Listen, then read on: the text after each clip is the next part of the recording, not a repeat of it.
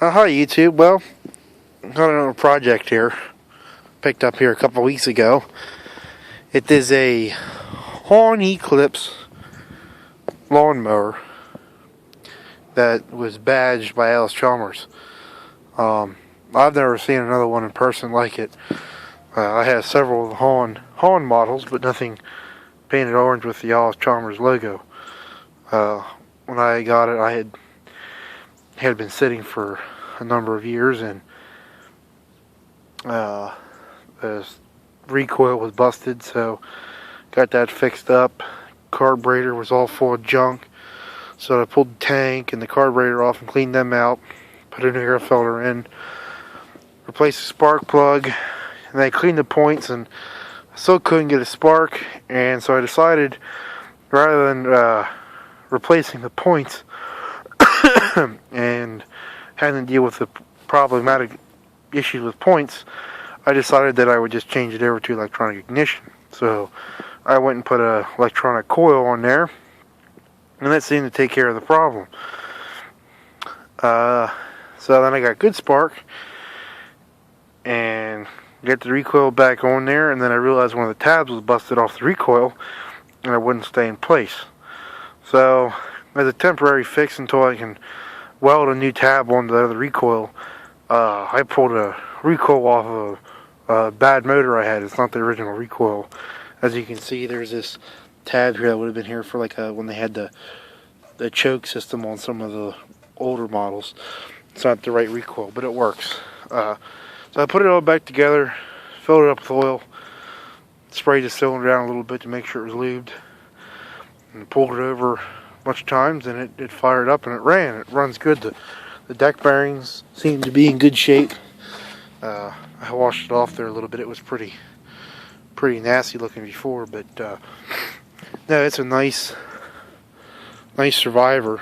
I'm guessing, I don't have the original shroud on it, but it's a 60, I believe it's like a 1960, 68 or 69 model. It's an older, definitely an older piece here. 3.5 horse Briggs with the side shaft. And there's the data plate.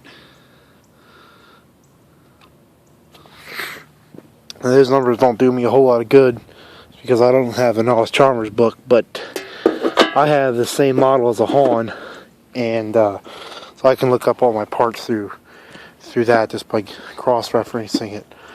And the exhaust here, so we put some cockamamie design on here, and it's not the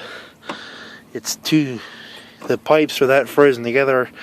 I can't get them out, so I'm thinking I'm gonna have to probably cut that center pipe here loose enough that I can get this out, and hopefully I can spin this the rest of the way out.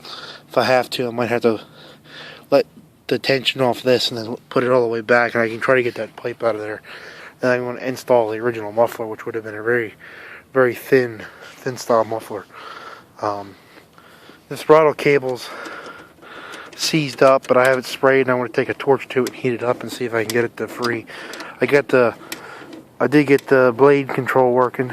That seems to work pretty good.